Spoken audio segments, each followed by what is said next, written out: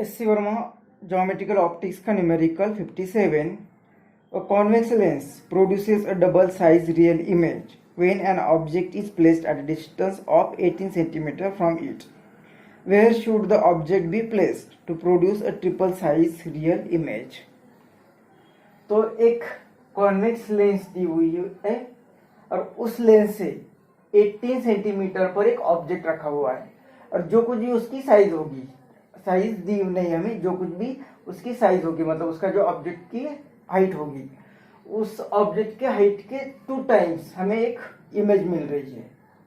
अगर ऑब्जेक्ट की हाइट हमने मान ली h है तो इमेज की साइज होगी 2h जब इस ऑब्जेक्ट को रखा है 18 सेंटीमीटर दूर फ्रॉम लेंस। तो हमें क्वेश्चन में कहा है कि अगर इस इमेज की हाइट अगर 3 टाइम्स द ऑब्जेक्ट होनी चाहिए, ये रिक्वायरमेंट है कि ये 2h की जगह पे अगर उसकी साइज 3h करनी है तो इस ऑब्जेक्ट को कहाँ पे रखना चाहिए। For hi height of the image is equal to 3 times the height of object. इस रिक्वायरमेंट के लिए where should be object placed from lens, वो कहाँ पे रखना चाहिए, ये हमारा क्वेश्चन है। मतलब u उस टाइम पे क्या होना चाहिए ये हमें पूछा है। अब हमें u चाहिए तो v और f नहीं है, लेकिन पहले केस में हमें h हाइट ऑफ ऑब्जेक्ट दी हुई है, या हाइट ऑफ ऑब्जेक्ट होगी और हाइट ऑफ इमेज दी हुई, इनके बीच का रिलेशन दिया हुआ है। एग्जैक्ट हाइट दी नहीं लेकिन इनके बीच का रिलेशन दिया हुआ है, मतलब ये मैग्निफिकेशन दिया है। और मैग्निफिकेशन क्या होता है? Magnification is height of image to the height of object is equal to v upon u। मतलब u और v का रिलेशन दिया हुआ है तो यहाँ से हमें f मिल जाता है। लेंस फिक्स है, मतलब लेंस फिक्स है तो f कांस्टेंट है, f फिक्स है मतलब f पहले फाइंड करना जरूरी होगा। तो f अगर मिल जाता है तो ऑब्जेक्ट कहीं भी रखने दो, उसकी इमेज कहाँ पे मिलती है और कितने साइज की मिलती है, नेचर कितना होगा, ये सब हम फाइंड कर सकते हैं। मतलब f पहले फाइंड करना जरूरी होगा।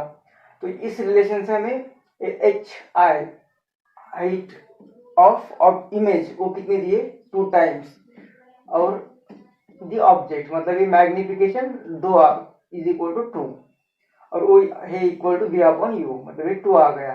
v upon u is equal to 2 ये दिया है, मतलब v is equal to 2u, ये हमें गिवन दिया हुआ है, ये हमारा डेटा है। तो वहां से हमें f is equal to lens equation use करते हैं हम, लेंस इक्वेशन। तो 1 upon f is equal to 1 upon v minus 1 upon u।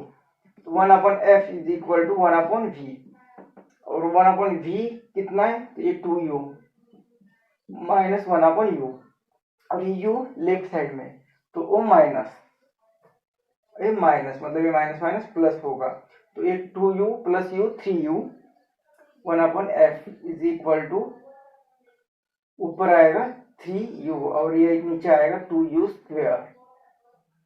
तो ये u इस स्क्वेयर के लिए चला जाएगा तो ये आएगा f।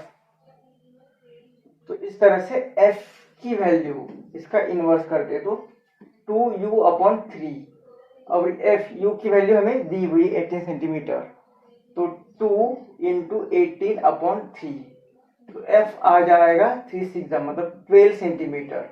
ये f की वैल्यू मिल गई, ये f की वैल्यू मिल गई। तो f मिल गया तो सेकेंड कंडीशन दी कि हमें इमेज की साइज 3 टाइम्स चाहिए, इमेज की साइज 3 टाइम्स चाहिए, मतलब मैग्निफिकेशन दिया हुआ है 3, मैग्निफिकेशन 3 दिया हुआ।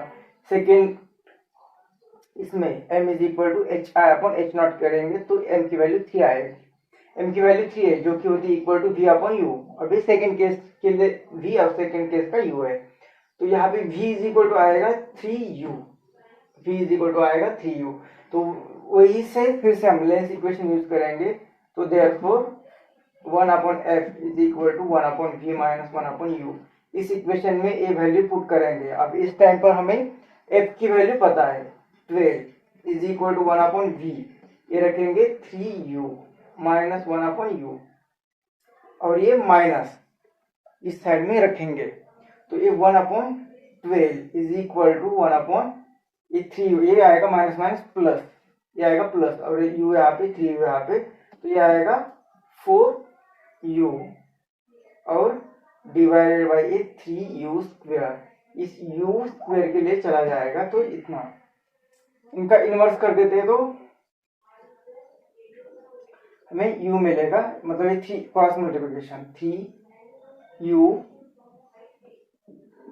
Is equal to 4, 12 into 4, 12 into 4 मतलब ए इज इक्वल टू 3 यहाँ पे डिवाइड होगा और इसे 4 जा मतलब 16 सेंटीमीटर।